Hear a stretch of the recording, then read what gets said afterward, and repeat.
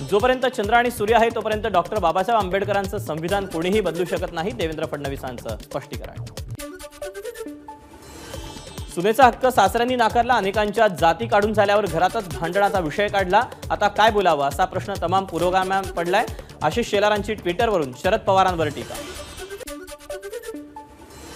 शरद पवारांनी सुनेबाबत केलेलं वक्तव्य आश्चर्य वाटणारं। या वक्तव्यामुळे राज्यातल्या सुनांना आता प्रश्न पडतोय की आमचं घर कोणतं।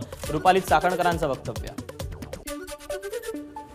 ही विचारांची लढाई आहे, नात्याची नाही। शरद पवारांनी मला सून म्हणून निवडलं तर बारामतीकरांनी मला उमेदवार म्हणून निवडलं, सुनेत्रा पवारांची प्रतिक्रिया। जरांगे 4 जून पासून पुन्हा उपोषणाला बसणार। 8 जूनला सर्व मराठ्यांनी नारायणगडला यावं, जरांगेंचं मराठा बांधवांना आवाहन।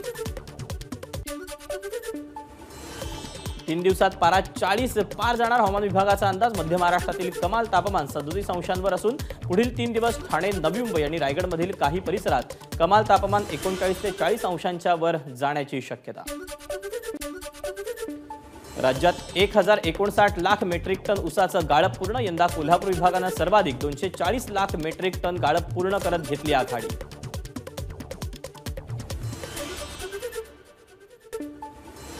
आम्ही शिवसेना राष्ट्रवादी फोडली नाही, ठाकरेंच्या पुत्रमोहामुळे शिवसेना फुटली तर पवारांच्या मुलीवरील प्रेमामुळे राष्ट्रवादी फुटली, अमित शहांचा भंडाऱ्यातून हल्लाबोल। 1954 मध्ये काँग्रेसनं बाबासाहेबांचा पराभव केला आणि आज काँग्रेसच बाबासाहेबांचं नाव घेऊन मतं मागते। भंडाऱ्याच्या सभेतून केंद्रीय गृहमंत्री अमित शहांची काँग्रेसवर घणाघाती टीका। आरक्षण हटवण्यासाठी भाजपनं कधी बहुमताचा वापर केला नाही, राहुल गांधींनी जनतेत गैरसमज पसरवू नये, अमित शहांचा राहुल गांधींवर हल्लाबोल। भंडाऱ्यातील साकोलीच्या 98 वर्षीय जैनीब कुरेशी ठरल्या राज्यातील पहिल्या गृहमतदार। ज्येष्ठ नागरिक आणि दिव्यांगांसाठी निवडणूक आयोगाचा उपक्रम। मतदान अधिकाऱ्यांनी कुरेशी यांच्या घरी जाऊन मतदान करून घेतलं। नवेगाव नागझिरा व्याघ्र प्रकल्पात सोडलेली वाघीण बेपत्ता, ताडोबातून आणलेली वाघीण 3 दिवसातच बेपत्ता। पैनगंगा नदीपात्रात काकूसह 2 पुतणींचा बुडून मृत्यू। यवतमाळच्या आर्णी तालुक्यातील कवठा बाजार इथली घटना। अवकाळीमुळे विदर्भात हजारो हेक्टरवरील फळबागांचं नुकसान, गारपिटीनं हातातोंडाशी आलेला घास हिसकावला।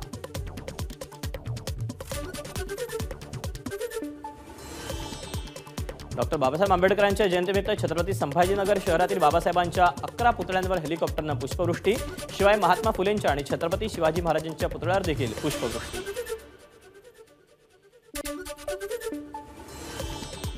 बीडमध्ये मतदान जनजागृतीसाठी सेल्फी विथ सिग्नेचर मोहीम। डॉक्टर बाबासाहेब आंबेडकरांच्या जयंतीनिमित्त मोहिमेला सुरुवात। मोहिमेअंतर्गत बीड शहरातील 5 मुख्य ठिकाणी सेल्फी विथ सिग्नेचर पॉइंटची उभारणी।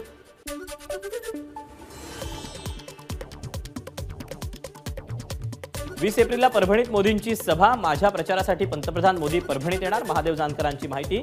तर जातीपातीच्या नाही विकासाच्या मुद्द्यावर निवडणूक लढवणार, जानकरांचं वक्तव्य। खासदार प्रतापराव पाटील चिखलीकरांच्या प्रचारार्थ भाजपचे आमदार राजेश पवारांच्या नायगाव मतदारसंघात गाठीभेटी। नायगावमधील गोदमगाव या गावात विकास कामावरून आमदार राजेश पवारांना गावकऱ्यांनी धरलं धारेवर।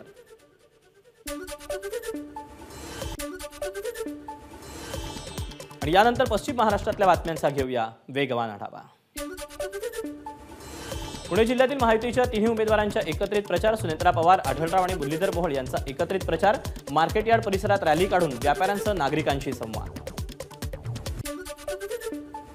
पुण्यातील ससून रुग्णालय पुन्हा वादाच्या भोवऱ्यात। विजय शासकीय वैद्यकीय महाविद्यालयाच्या रेडिओलॉजी विभागात शिकणाऱ्या 2 महिला डॉक्टरांवर रॅगिंग विरोधी समितीकडून घटनेचा तपास।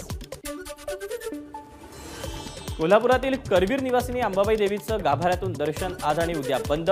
पुरातत्व विभागाकडून देवीच्या मूर्तीच्या संवर्धन प्रक्रियेला सुरुवात। पितळी उंबऱ्याच्या बाहेरून भाविकांना दर्शन घेता येणार।